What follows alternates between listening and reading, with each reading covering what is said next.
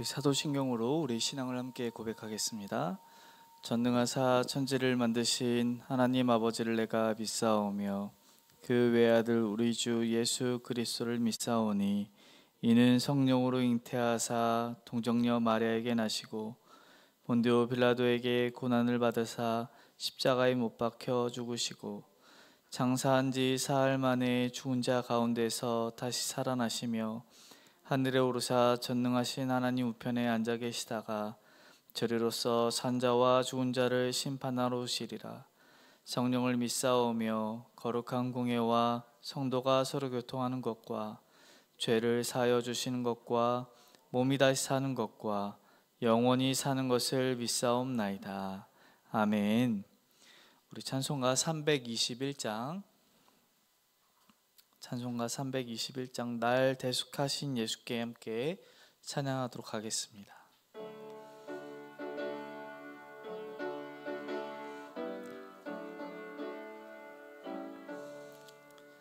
날 대속하신 예수께 내 생명 모두 드리니 늘 진실하게 하소서.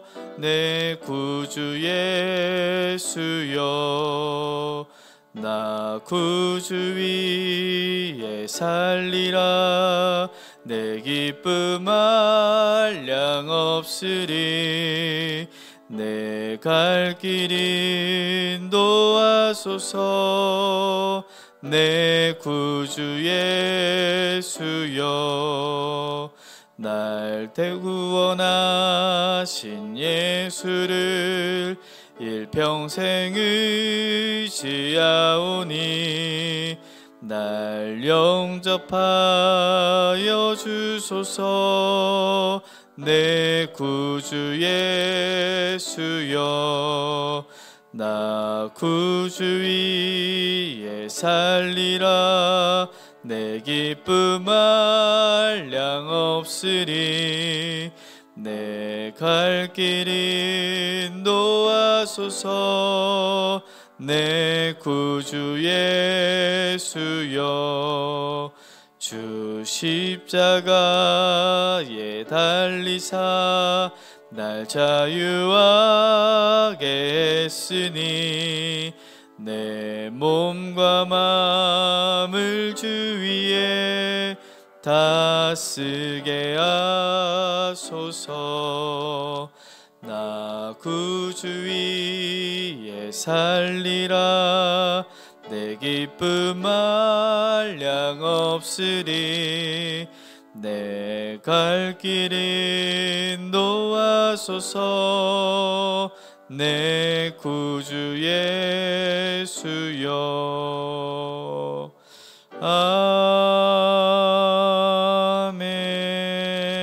아멘.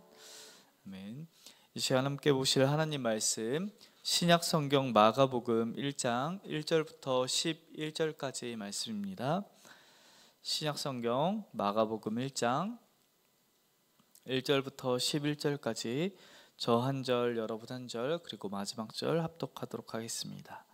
마가복음 1장 1절부터 11절입니다. 1절입니다. 하나님의 아들 예수 그리스도의 복음의 시작이라. 선지자 이사야의 글에 보라. 내가 내 사자를 내 앞에 보내노니 그가 내 길을 준비하리라. 광야에 외치는 자의 소리가 있어 이르되 너희는 주의 길을 준비하라. 그의 오실 길을 곧게 하라. 기록된 것과 같이 세례 요한이 광야에 이르러 죄의 사함을 받게 하는 회개의 세례를 전파하니 온 유대 지방과 예루살렘 사람이 다 나아가 자기 죄를 자복하고 요단강에서 그에게 세례를 받더라. 어린 가족들 석청을 먹더라. 그가 전파하여 이르되 나보다 능력 많으신 이가 내 뒤에 오시나니 나는 굽혀 그의 신발끈을 풀기도 감당하지 못하겠노라.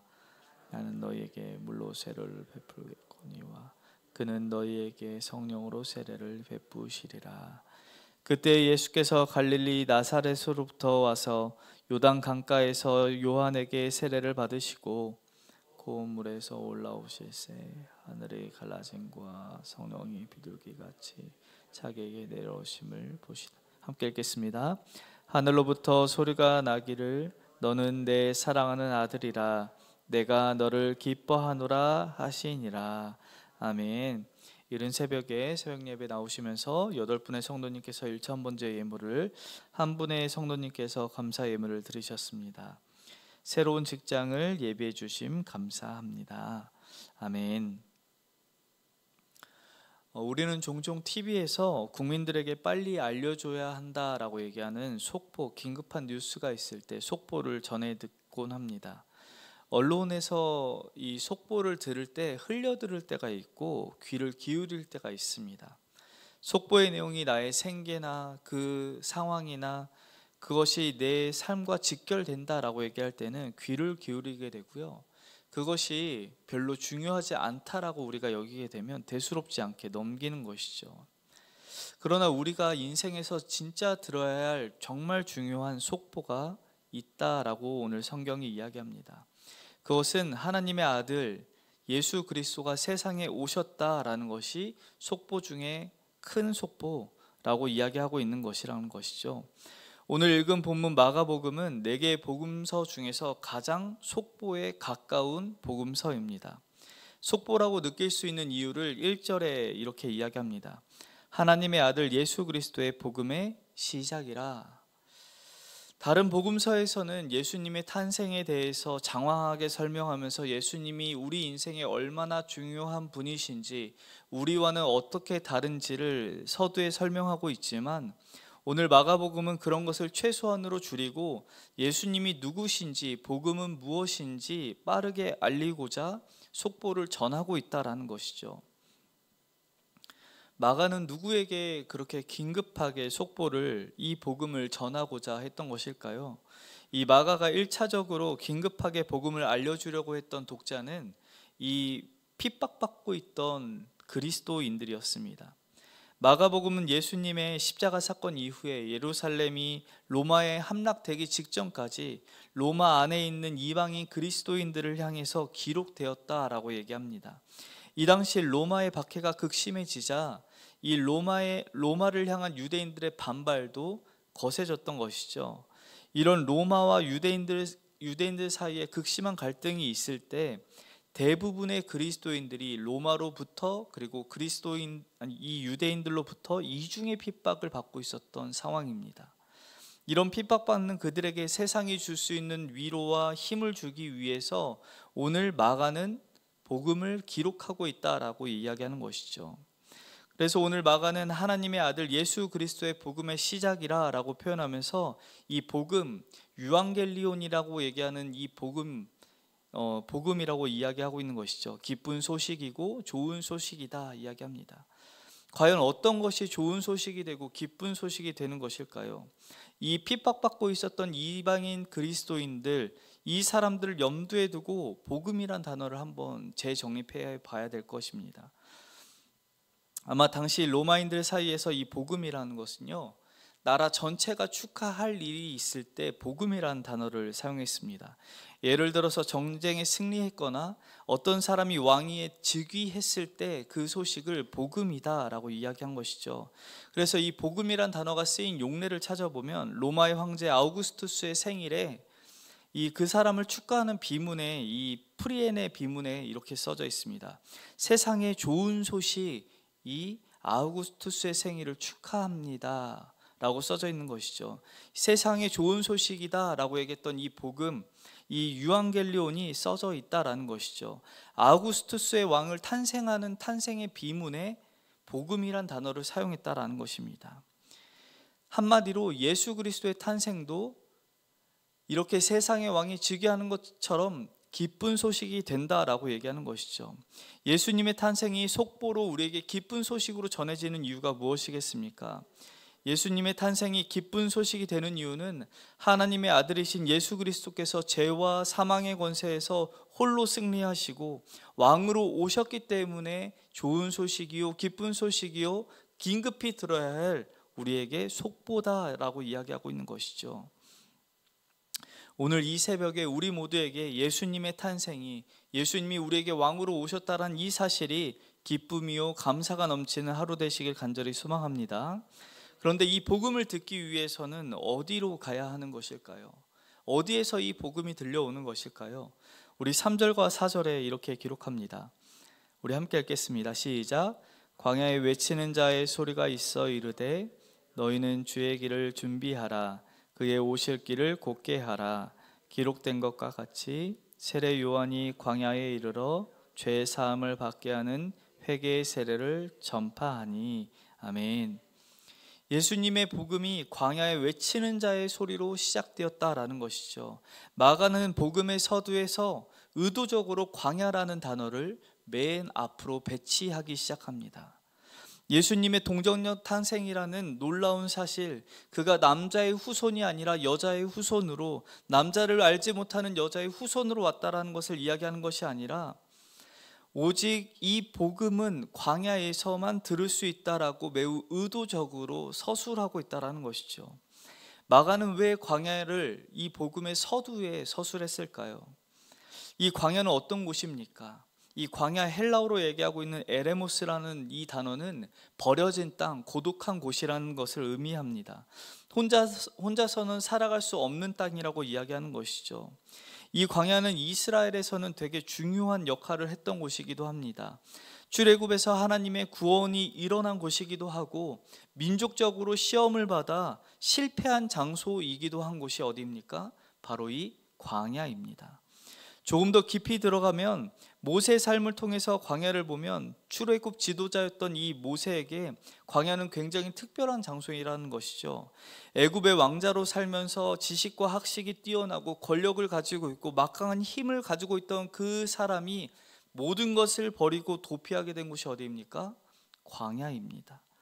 광야, 그곳은요, 자신이 가졌던 모든 것을 가치가 없게 만드는 곳입니다. 많은 것을 소유했다 할지라도 의미가 없고 가치를 잃어버리는 곳, 버려진 땅이고 고독한 곳, 그곳이 바로 광야라고 이야기하는 것이죠. 다시 말해서 광야는 나의 끝이 이른 곳, 더 이상 내 힘으로는 아무것도 할 수 없다라는 그곳에서 그 생각에 이른 사람이 광야에 있다라고 얘기하는 것이죠. 다시 말해 나의 끝자락에 서 있는 사람에게 들리는 것이 무엇입니까? 그제서야 복음이 들린다라는 것입니다. 내가 가진 능력과 재력과 모든 것을 동원다 할지라도 아무것도 할 수 없는 이 무기력함을 가졌다라고 생각하는 사람, 그 고통과 괴로움 속에서 하나님을 찾는 광야 한복판에서야 약함이 강함이 되고 고통과 괴로움이 기쁨과 감사로 변하는 영원한 구원자 되신 예수 그리스도의 복음을 들을 수 있는 곳이 어디인가? 광야라고 얘기하는 것입니다. 그렇다면 광야에서 복음이 들린다라는 말의 반대말은 무엇일까요?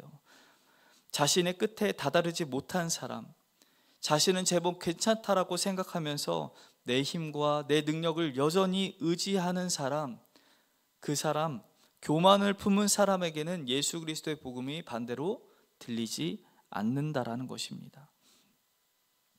교만은 인간의 궁극적인 죄인 것이죠. 수많은 죄 중에 하나가 교만이다라고 얘기하는 것이 아니라 모든 죄의 근원이요 모든 죄의 뿌리는 교만에 있다라고 이야기하는 겁니다. 아담이 죄를 지은 이유가 무엇일까요? 하나님과 같아지고 싶고 하나님 없이 살고 싶은 이 교만한 마음에 그는 죄를 지었다라고 성경이 이야기합니다. 과거 이스라엘 백성이 40년의 광야 생활을 하면서 하나님을 의지하는 법을 배우고 하나님만이 유일한 구원자라고 고백하던 이스라엘도 어떻게 되었습니까? 안정과 풍요를 누리자 형식적으로 하나님을 찾고 형식적으로 하나님을 예배하기 시작했습니다. 하나님 없이도 우리는 살만하다라는 교만한 마음 때문에 하나님을 떠나기 시작했다라는 것이죠. 이런 교만한 자들에게는 예수 그리스도도 하나님도 필요가 없게 되는 것이죠. 그래서 성경은 이 교만한 자들을 향해서 어떻게 이야기하는 줄 아십니까? 시편 18편 27절에 이렇게 고백합니다. 주께서 공고한 백성은 구원하시고 교만한 눈은 낮추시리이다. 마음이 공고한 사람, 자신의 끝에 이른 사람, 그래서 그 광야에서 하나님에게 나아가 하나님의 복음을 들은 사람은 구원함을 얻고, 교만한 자는 결국 끝내 낮추시는 하나님을 만나게 된다라는 것이죠.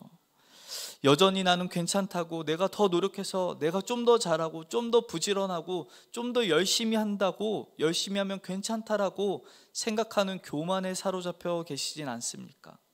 교만을 낮추시며 우리를 겸손케 하시고 우리를 광야로 지금 인도하고 계시는 여호와 하나님을 만나시길 간절히 소망합니다. 이렇게 인도받은 광야에서 우리는 누구를 만나는 것일까요? 11절에 이렇게 고백합니다. 우리 11절도 함께 읽겠습니다. 시작. 하늘로부터 소리가 나서 너는 내 사랑하는 아들이라 내가 너를 기뻐하노라 하시니라. 아멘. 광야로 인도함을 받아서 만날 수 있는 단 한 사람, 그가 누구입니까? 하나님의 아들 예수 그리스도입니다. 인생의 끝자락에서 예수님을 드디어 만나게 된다라는 것이죠. 그런데 그분이 오늘 세례를 받으셨습니다.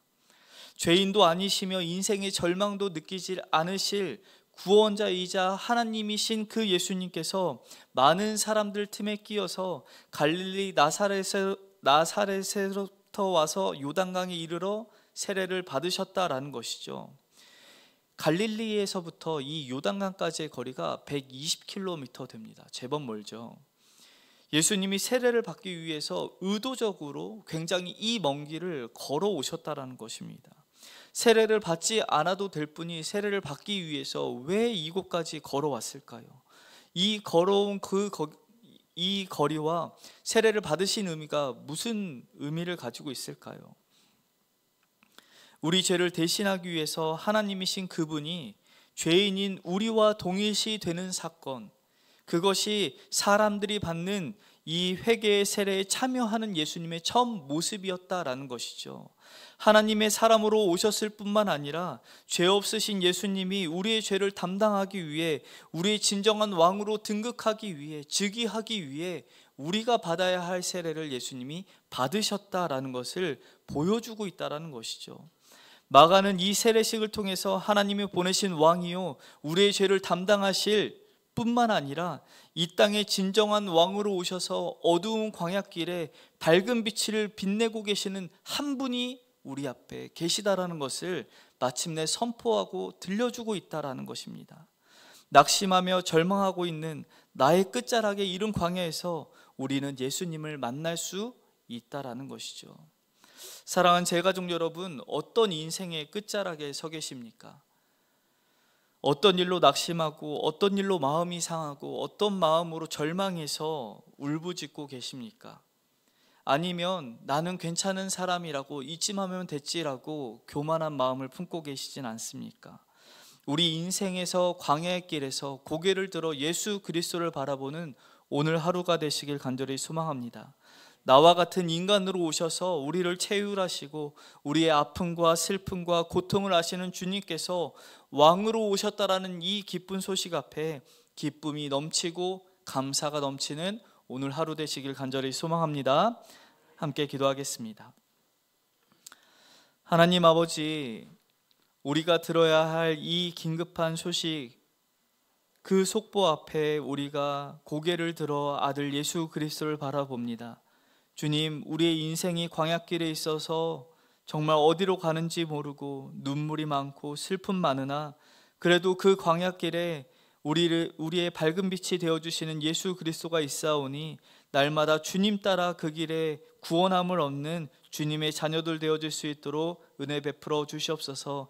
그래서 우리의 슬픔이 기쁨이 되어지고 우리의 아픔이 주님께서 들어쓰시는 강함이 되는 매 순간순간이 되어 하나님께만 영광 돌리는 귀하고 복된 우리 인천제의 가족들 모두 되어질 수 있도록 은혜를 베풀어 주시옵소서. 사랑하는 주님, 이 새벽에도 여전히 신음하며 울고 있고 아픔 중에 있는 환우들이 있습니다. 주님, 그들의 광야길 가운데서 예수님을 만나고 하나님을 만나 치유함을 얻는 놀라운 사건이 이 새벽에 나타날 수 있도록 주님 만나시고 만져 주시옵소서. 주님, 이 새벽에 잊지 아니하고 예물 드린 주의 손길들 있습니다. 기도의 제목마다 응답하여 주시고 속히 응답하시는 하나님으로 말미암아 온 제가족들이 기쁨 넘칠 수 있도록 함께하여 주시옵소서. 그렇게 우리와 함께하실 우리 구주 예수 그리스도의 이름으로 기도드립니다. 아멘. 하늘에 계신 우리 아버지여, 이름이 거룩히 여김을 받으시오며 나라의 마옵시며 뜻이 하늘에서 이룬 것 같이 땅에서도 이루어지리이다. 오늘날 우리에게 일용할 양식을 주옵시고 우리가 우리에게 죄 지은 자를 사하여 준 것 같이 우리 죄를 사하여 주옵시고 우리를 시험에 들게 하지 마옵시고 다만 악에서 구하옵소서. 대개 나라와 권세와 영광이 아버지께 영원히 있사옵나이다. 아멘.